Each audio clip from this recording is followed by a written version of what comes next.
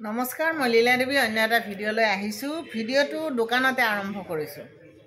যদিও মই সাধাৰণতে ফেচবুকত দিয়া ভিডিঅ'বিলাক দোকানত আৰম্ভ নকৰোঁ, তথাপিতো আজি দোকানতে আৰম্ভ কৰিছোঁ এই কাৰণে যে কথাখিনি আলোচনা দোকানতে হৈ আছে। বিশেষ এটা কথাৰ ওপৰত আলোচনা হৈ আছে আৰু কথাখিনি আলোচনা হৈছে দোকানতে। গতিকে মই দোকানতে ভিডিঅ'টো আৰম্ভ কৰিছোঁ। আহি পালে অসমীয়া বাপতি সাহোন ভোগালী বিহু। চাওঁতে চাওঁতে সময়বোৰ গৈ আছে, নতুন বছৰ পৰিল, পুহ মাহ পৰিল আৰু পুহ মাহো যায় এতিয়া সংক্ৰান্তি আহি গ'ল। গতিকে বিহু আহি গ'ল। মাঘ বিহু অহাৰ লগে লগে সকলোৰে মনত প্ৰাণত এটা ফূৰ্তিৰ সৃষ্টি হয়, কাৰণ পথাৰৰ পৰা সোণোৱালী ধান চপাই আনি কৃষকে ভঁৰাল ভৰাই আৰু তাৰ পৰাই ভোগৰ আৰম্ভ। ভোগৰ উৎসৱে ভোগালী। আৰু এই বিহুতে য'ৰ পৰা লখিমীক আদৰা হয়, সেই লখিমী পথাৰতে ভেলাঘৰ সাজি সকলোৱে আনন্দৰে এসাঁজ খায়।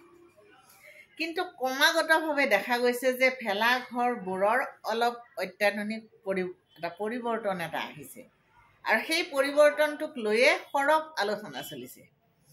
ভেলাঘৰৰ এই ৰূপবোৰ দেখি সঁচাই নতুন প্ৰজন্মৰ এই শিল্পীসকলৰ ওচৰত নমস্কাৰ জনাইছোঁ। তেওঁলোকৰ দক্ষতাক নমস্কাৰ। ইমান সুন্দৰকৈ বনাইছে গোটেই বস্তুবিলাক। অসমৰ মেপৰ পৰা আৰম্ভ কৰি আপোনাৰ মৃত্যুঞ্জয় মন্দিৰলৈকে, গড়ৰ পৰা আৰম্ভ কৰি তলাতল ঘৰলৈকে সকলোবোৰ নিখুঁত সুন্দৰ। আমাৰ অসমীয়া যুৱকৰ হাতৰ যাদু আচলতে এইবিলাক ক'ব লাগিব। খুব ভাল লাগিছে দেখি, কিন্তু বেয়া লাগিছে সেইবিলাক কথাত কাৰণে যে আমি যেতিয়া ভোগালীৰ উৎসৱ পালন কৰিম, সেই ভোগালীৰ উৎসৱত আমাৰ দেশৰ মেপখন জ্বলাই তাৰ উত্তাপ জানো আমি লোৱাটো জানো ভাল হ'ব? প্ৰতীকী চিহ্ন এটা আমি আচলতে গৌৰৱৰ কাৰণে ৰাখিব লাগে। আমাৰ যদি কোনোবা অসমীয়া যুৱক যুৱতী বা কোনোবা পুৰুষ মহিলাই কিবা এটা অসমীয়াৰ স্বাভিমান থকা বা অসমীয়াৰ কুটিৰ শিল্প এটা ধৰক কৰিছে, তাত সেই মেপখন থাকিলে, তাত সেই গড়টো থাকিলে, তাত সেই মৃত্যুঞ্জয় মন্দিৰটো থাকিলে ভাল লাগিলহেঁতেন। কাৰণ আমাৰ অসমীয়া যুৱক যুৱতীৰ হাতৰ যাদুৰ সেই চিহ্নবোৰ ৰৈ গ'লহেঁতেন। কিন্তু আজি তেওঁলোকে ইমান কষ্ট কৰি বনোৱা প্ৰতীকী চিহ্নবিলাক জ্বলাই দিব। কিন্তু দেশৰ মেপখনক জ্বলাই দি উত্তাপ লোৱাটো কোনো কাৰণতে যুক্তিসংগত কথা নহয়। আচলতে ভেলাঘৰ এটা যাতে ৰাতি নিয়ৰ নপৰে, যাতে পোক পৰুৱা আদি পৰি ৰন্ধা বস্তুবিলাকত পৰি নষ্ট নহয়, বা তাত আনন্দ কৰাৰ সময়ত বতাহ বৰষুণে যাতে কোনো পৰিৱেশটো নষ্ট নকৰে, ভেলাঘৰটো তাৰে কাৰণে বনোৱা হয়। গতিকে ভেলাঘৰটো তেনেকৈ থাকক, তেনেকৈ বনাওক। তাত আধুনিকতাৰ পৰশ অলপ পৰিবই, কিন্তু আধুনিকতাৰ পৰশ মানে তাত আমাৰ চিৰস্মৰণীয় কীৰ্তিস্তম্ভবোৰ, চিৰস্মৰণীয় বা যিবিলাকক আমি প্ৰাতঃকালত সেৱা কৰোঁ, যি আমাৰ জাতিৰ গৌৰৱ, সেইবিলাকক জানো আমি জ্বলোৱাটো ভাল হ'ব জানো? এই কথাবোৰ চিন্তা কৰাৰ সময় এতিয়া। কাৰণ এনেকৈ হ'লে আচলতে মানুহে হাঁহিবলৈ ল'ব আমাক। আনৰ ওচৰত আমাৰ বিহুটো, আমাৰ বাপতি সাহোন বিহুটো হাঁহিয়াতৰ পাত্ৰ হৈ পৰিব। আমাৰ শিল্পীসকলৰ, আমাৰ ডেকা গাভৰুৰ কৰ্মঠ শক্তিবিলাক এনেই নষ্ট হৈ যাব। কিমান সুন্দৰ কাৰুকাৰ্য তেওঁলোকৰ, সেই কাৰুকাৰ্যক শতকৌটি প্ৰণাম, সেই কাৰুকাৰ্যক শতকৌটি ধন্যবাদ। কিন্তু সেইদিনা সেই কাৰুকাৰ্য খচিত বস্তুবোৰ পুৰিব ওলোৱাটোত মনত অলপ কষ্ট হৈছে। সেইটো হ'ব নালাগে। প্ৰতীকী চিহ্ন বা প্ৰতীক কেতিয়া জ্বলায়? বা আমি সদায় জানো যে এইবিলাক জ্বলায় যেতিয়া মানুহৰ ভিতৰত ক্ৰোধ আৰু দুখৰ উৎপত্তি হয়। এটা আন্দোলন হ'লে কাৰোবাৰ জুমুঠি জ্বলোৱা হয় বা তেওঁৰ প্ৰতীকী থকা ফটো জ্বলোৱা হয়। কোনো এজন ব্যক্তি নিৰুদ্ধ হ'লে 12 বছৰলৈ যদি মানুহজনৰ কোনো খবৰ নাথাকে তেতিয়াহ'লে তেওঁৰ প্ৰতীকী চিহ্ন জ্বলাই পেলোৱা হয়, মৃত বুলি ঘোষণা কৰা হয়। কিন্তু উৎসৱ এটাত বুকুৰ উৎসৱ এটাৰ যিটোক লৈ আমি অসমীয়া হিচাপে গৌৰৱ কৰোঁ, সেই গৌৰৱিত উৎসৱত আমাৰ যিবিলাক চিহ্ন লৈ আমি গৌৰৱ কৰোঁ সেইবিলাকক জ্বলাই দি আমি জানো গৌৰৱান্বিত হ'ব পাৰিম? আজি ৰংঘৰ তলাতল ঘৰৰ আৰ্হিত আমি এটা ভেলাঘৰ নিৰ্মাণ কৰি সেইটোক যদি পুৰি পেলাওঁ সেইটো জানো ভাল হ'ব? কাৰণ ৰংঘৰ তলাতল ঘৰ আমাৰ গৌৰৱৰ প্ৰতীক, আমাৰ স্মৃতি চিহ্ন। সেইবিলাকক আমি শত নমস্কাৰ কৰোঁ, সেইবিলাকক আমি চাবলৈ যাওঁ। দেশ বিদেশৰ মানুহবিলাকে সেইবিলাক চাবলৈ আহে আৰু তাকে আমি জ্বলাই পেলামনে? আনহাতে আজি মৃত্যুঞ্জয় মন্দিৰৰ কথা কৈছোঁ, যিটো মন্দিৰক শতকোটি প্ৰণাম, যি মন্দিৰত প্ৰাৰ্থনা কৰিলে মানুহে মৃত্যুৰ মুখৰ পৰাও উভতি আহিব পাৰে বুলি বিশ্বাস, যি মন্দিৰক সাধনা কৰি অশেষ সাধনা কৰি সাধনাৰ বলত সি উদ্ধাৰ হৈছিল যি শিৱলিংগ, য'ত আজি হাজাৰ হাজাৰ মানুহে প্ৰতিদিনে দৰ্শন কৰে, সেই কীৰ্তিচিহ্নটোক জ্বলাই আমি তাৰ উত্তাপ লৈ জানো আমি মনক আমাৰ সন্তোষ দিব পাৰিম? লোৱাটো উচিত হ'বনে? যিটোৰ পৰা আমি আমাৰ মনৰ দুখ শোক পাতলাব খোজোঁ, যাক প্ৰণাম কৰি আমাৰ সকলো গ্ৰহ দোষ দূৰ কৰাৰ কাৰণে প্ৰাৰ্থনা কৰোঁ, সেই চিহ্নটোকে আমি বিহুৰ দিনা জুইত জাহ যাবলৈ দিমনে?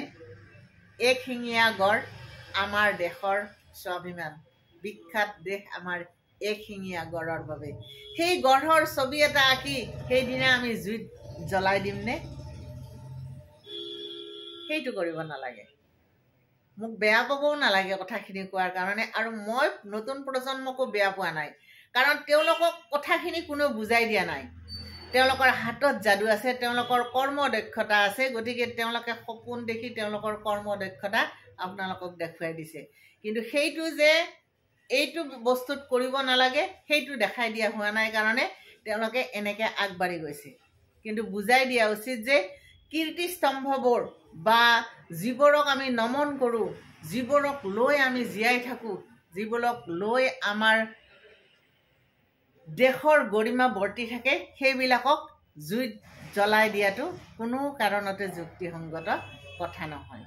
আৰু ভোগালী উৎসৱত ভেলাঘৰৰ নামত সেইবিলাক কৰাটো কোনো কাৰণতে সঠিক কথা এটা নহয়। সেই কথাখিনি তেওঁলোকক কোনেও বুজাই দিয়া নাই কাৰণে তেওঁলোকে কৈছে। কিন্তু মই বাৰে বাৰে কৈছোঁ, তেওঁলোকৰ সেই যাদুকৰী শক্তিক শত নমস্কাৰ। তেওঁলোকৰ সেই বনোৱা বস্তুবোৰ দেখি সঁচাই অভিভূত হৈছোঁ। সেইবিলাক সংৰক্ষণৰ ব্যৱস্থা কৰক, জ্বলাই দিয়াৰ কাৰণে নহয়। বিহুটো সকলোৱে আনন্দেৰে উপভোগ কৰক। বিহু এটা বাৰ্তা যাওক পঠিয়াওক সকলোকে যে পথাৰৰ সোণালী ধান কঢ়িয়াই অনা, যিখন পথাৰে আমাক গোটেই বছৰটো আমাক ভোক নিবাৰণ কৰে, যিখন পথাৰ আমাৰ জীয়াই থকাৰ অৱলম্বন, সেই পথাৰতে আমি ভেলাঘৰ সাজি আনন্দ কৰি এমুঠি খাম। প্ৰথম এমুঠি অন্ন সদায় ধৰিত্ৰীক দিয়া হয়। আপোনালোকে নিশ্চয় মন কৰিছে যে অন্ন গ্ৰহণ কৰাৰ আগতে অকণমান অন্ন মাটিত দিয়া হয়, ধৰিত্ৰীক দিয়া হয়, অন্ন ঈশ্বৰক দিয়া হয়, তাৰপিছতহে গ্ৰহণ কৰা হয়। গতিকে ধৰিত্ৰী যাতে সদায় আমাক এনেকৈ শস্য শ্যামলা কৰি ৰাখে, তাৰ বাবে আমি আনন্দ কৰিম, প্ৰাৰ্থনা কৰিম, তাৰ বাবে আমি ফূৰ্তি কৰিম। কিন্তু তাত আমি আমাৰ কীৰ্তিস্তম্ভবোৰ জ্বলাই নিদিওঁ, তাত আমাৰ দেশৰ প্ৰতীক চিহ্ন জ্বলাই নিদিওঁ, তাত আমি আমাৰ গৌৰৱৰ চিহ্নবোৰ জ্বলাই নিদিওঁ।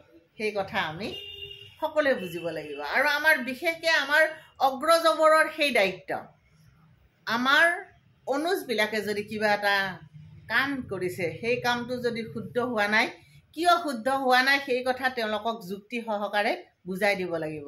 কিয় নুবুজিব? কথাখিনি ক'লে সকলোৱে বুজিব, কিন্তু খং ৰাগ কৰিলে কোনেও নুবুজে। আপুনি খং কৰিব নোৱাৰিব, আপুনি যুক্তিসংগতভাৱে তেওঁলোকক বুজাই দিয়ক যে এইবিলাক সংৰক্ষণ কৰক।